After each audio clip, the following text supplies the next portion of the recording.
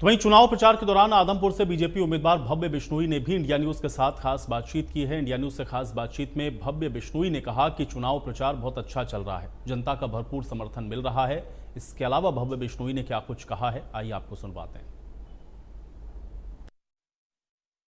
आदमपुर विधानसभा seat पर इस वक्त हम लोग मौजूद हैं और हमारे साथ यहाँ पर मौजूदा विधायक और बीजेपी प्रत्याशी भव्य बिश्नोई जी हैं, जो कि युवा नेता हैं और जनता के बीच में हैं।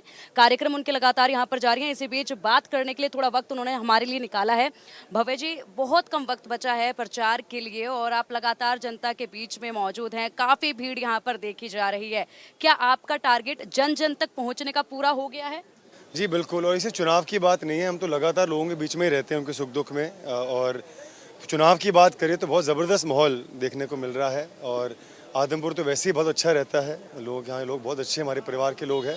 लेकिन इस बार विशेष बात यह है कि ऐसे ऐसे परिवार इस बार चौधरी भजनाल परिवार के साथ और भाजपा के साथ जुड़ रहे हैं, जिन्होंने शायद आज तक कभी हमें वोट ना दिया हो। तो अच्छे संकेत है और मुझे उम्मीद नहीं, विश्वास है कि 5 तारीख को बहुत ज़बरदस्त हमें मतदान मिलेगा और 8 तारीख को बहुत ज़बरदस्त परिणाम देखने को मिलेंगे। 2022 में उपचुनाव के बाद आप यहाँ पर जीत कर आए हैं और बीजेपी से ही आप यहाँ पर जीते हैं। अब फिर से एक बार रणभूमि में आप यहाँ पर है। जो 2 साल का वक्त आपको अभी तक मिला है, उस बीच क्या कुछ कार्य आप अब तक जनता के कर चुके हैं और कितना टारगेट अभी आपका है? जी, इन 1.5-2 साल के अंदर 800 करोड़ की लागत से विकास कार्य हो रहे हैं। यहाँ पर हम जैसे कई दिक्कतें मूलभूत सुविधाओं की समस्या से संबंधित थी। अब मंडी आदमपुर में खड़े हुए हैं तो सीवरेज लाइन, बरसाती लाइन, पीने की पाइपलाइन बिछाई जा रही है। सड़कों का निर्माण हो रहा है, खाड़ों का हो रहा है। ढाणियों में जो लो वोल्टेज की बिजली की समस्या थी वो हो रही है। 5 गाँव के अंदर हमने बिजली घर बनाए हैं, 4 गाँव के अंदर वाटर वर्क्स बनाए जा रहे हैं। तो मैंने दिन रात एक करके सभी के आशीर्वाद से, सहयोग से, हमारी जनहितैषी सरकार के आशीर्वाद से काफ़ी विकास कार्य करवाए भी हैं। लेकिन अभी तो शुरुआत है, 1.5 साल का समय कम था। मुझे बहुत कुछ आगे और भी हासिल करना है, उनके सभी हमारे परिवार के आशीर्वाद से करूँगा। आपके सामने बहुत सारे प्रत्याशी जो हैं चुनावी मैदान में हैं। बात की जाए अगर कांग्रेस के, तो काफ़ी करीबी आपके चंद्र प्रकाश जी रहे हैं, जो कि रिटायर्ड IAS ऑफिसर भी हैं। उनको उतारा है, तो किस तरीके से इस चुनौती को लेते हैं? ये चुनौती नहीं है। मैं व्यक्तिगत तौर पर उनके खिलाफ कुछ कहना नहीं चाहूँगा, क्योंकि उम्र मुझसे बड़े हैं और मेरे संस्कार मुझे इजाज़त नहीं देते कि मैं किसी बड़े बुजुर्ग का अपमान करूँ। उनकी क्या सच्चाई है वो मुझसे बेहतर आदमपुर की जनता जानती है और मैं तो उनको शुभकामनाएं देता हूँ। चुनाव लड़ने आए हैं, लोकतंत्र में सबका अधिकार है। वो भी कोशिश कर रहे हैं, हम अपनी कोशिश कर रहे हैं। आप युवा नेता हैं और जनता के बीच में हैं और नई सोच है आपकी। आपके दादाजी चौधरी भजनलाल जी की वो कौन सी नीति है और वो कौन सी विचारधारा है जो लेकर आप जनता के बीच में उतरे? जी, वैसे तो बहुत कुछ दादाजी ने मुझे सिखाया है। जो कुछ भी हम हैं आज उनकी वजह से है और मैं अपने जीवन काल में उनका 1% भी अगर जनसेवक बन पाऊँ तो मेरी ज़िंदगी सबसे बड़ी जीत होगी।